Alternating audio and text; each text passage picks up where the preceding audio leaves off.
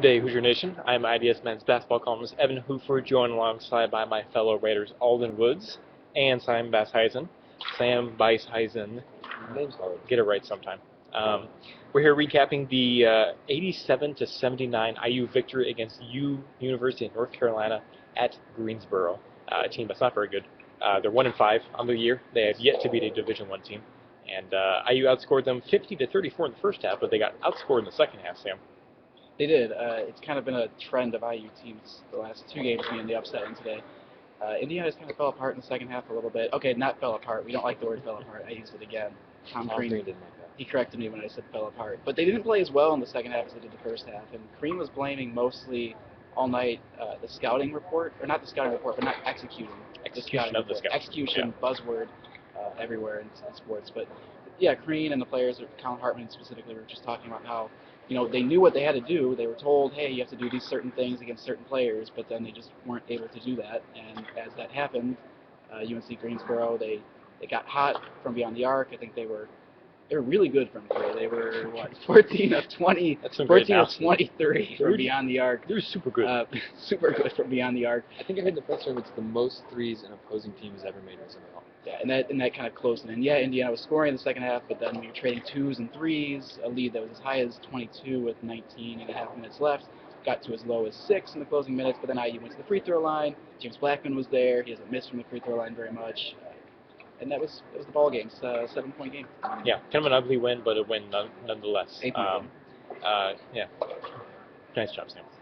And then bright spot for IU, James Blackmon. He's still super good at basketball. 24 points, right, and 9 rebounds. Yeah, he leads IU in both categories, and he only shot 2 of 7 from 3-point, which is kind of his calling card, his 3-point shot. He was like 60-something% coming in, right? Something, I think it was 62 after 5 games. He made 18 threes through 5 games, which was second among all Big Ten players. It led all freshmen. He still leads all freshmen in the country in scoring. But the thing that he said he's really putting all of his effort in, putting all his focus in, is on the defensive end of the floor. He said he knows that he can score, and he knows that he doesn't do as much on the defensive end. John Bauerfeind, everybody, former favorite boy. That he doesn't do as much as he needs to on the defensive end, and he doesn't have that intensity that he has to. But he said that his main effort and all of his work in practice and all of his work in games has been getting better defensively. Yeah, John Bauerfeind up there, key emphasis on the former paper boy, no longer with the IDS, with a rival competitor of the IDS. So, but it was James Blackmon. He's going to be in the running for Big Ten Freshman of the Year come April, come March. If he keeps this up. Yeah. I don't think that's hyperbole either. Yeah, he's leading IU in scoring and rebounding, like you said. He's still above 50% from deep. So looking big picture, my last column I wrote about kind of is this team any more consistent than it is last year? Another special guest, Mike Bowie Miller, Herald Times. Yeah. Is this team any better in the consistency department than it was last year?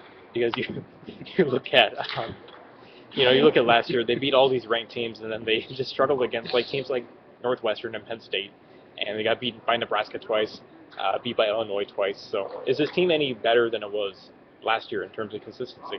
Are they?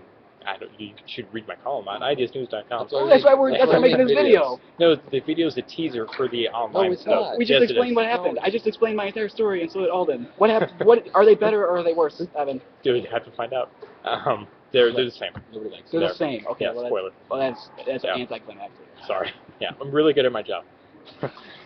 Speaking of that, it is my final appearance here at Assembly Hall. This is my final game as men's basketball columnist. I'm quitting journalism altogether. No, I'm just kidding. It's about time. No, I'm doing another job with the paper. So thank you very much, fans, for reading my stuff and continue to read these guys' stuffs. Well, they're mostly our fans to begin with. Yeah. Oh, so thanks. Thanks for really, putting up with him. Yeah, I guess is the right really answer. going to miss you guys. Really going to miss you guys. But sincerely, thank you all for all your mail. Emails, good and bad. It just shows that somebody's reading on the other end, and that means a lot to me. Like I said, keep reading these guys. They're the best in the business. And Casey Krajewski will be my heir apparent. If you haven't read his stuff, it's good stuff. And Alden has a picture of him. He looks like this. Casey will be joining us. That man will be the men's basketball columnist. Starting with the Big Ten ACC Challenge against Pittsburgh. Big game. The Assembly Hall will be rocking once again. And because of that, I think IU will play good once again. So we'll see. So for the final time, I am Evan Hoofer, and I am joined alongside by Alden Woods and Sam Beisheisen, saying have a fantastic night.